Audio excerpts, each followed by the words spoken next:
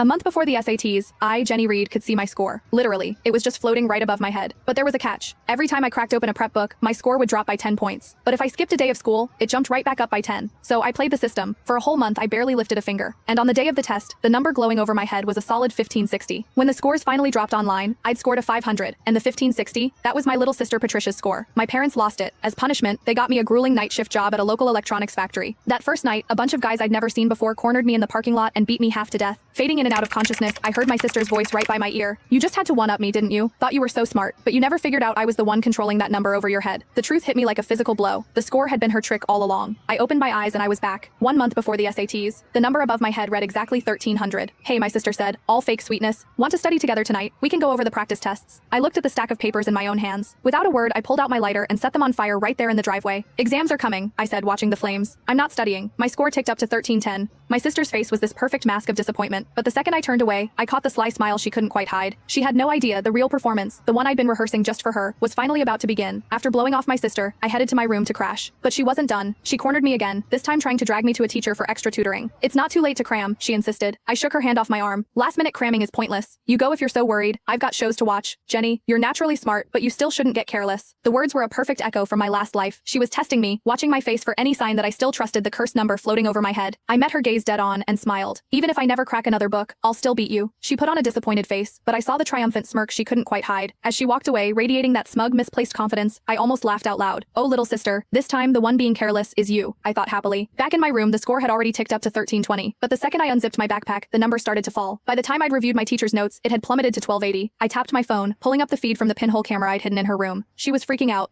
"Why is it dropping so fast?" I knew she was lying. She said she wasn't studying, but she's obviously grinding right now. "Why doesn't she believe the score?" A cold, unfamiliar voice answered her. "Why are you panicking? Once it drops below 1000, it'll detonate right on top of her. Studying is basically a death wish." My blood ran cold, but my sister looked thrilled. If she gets blown up, she deserves it. Who told her to start studying and mess with my head? Staring at the falling number, my mind raced. I had to find a way to fool this thing, and fast. I spent the next hour trying everything. No matter what I did, the moment I engaged with any study material, the score kept dropping. When it hit 1000, it flashed a violent warning red. Pure adrenaline shot through me. I slammed my books shut, grabbed my stuff, and booked it to an all-night bar downtown. I didn't breathe easy until I saw the number climb back to 1530 on the reflection in my phone. And right on cue, my sister noticed it too. On the surveillance feed, she looked unbearably smug. I knew that idiot would fall for it. She's probably out partying right now, thrilled that her score is going up from slacking off. She actually thinks she's going to score a 1530. That's my score. Watching her celebrate, I let out a cold laugh and killed the feed. She had no idea I just cracked the code on how to cheat the score over my head. The real game was about to start. I let the chalk clatter onto the floor, stretching out on the plush sofa in the bar's private room. I looked over the walls I'd covered in formulas and equations. That's what I'd really been doing all night, and the score floating above my head hadn't detected a thing. A waiter knocked, telling me my time was up. So, I made the call. "Hey sis, they won't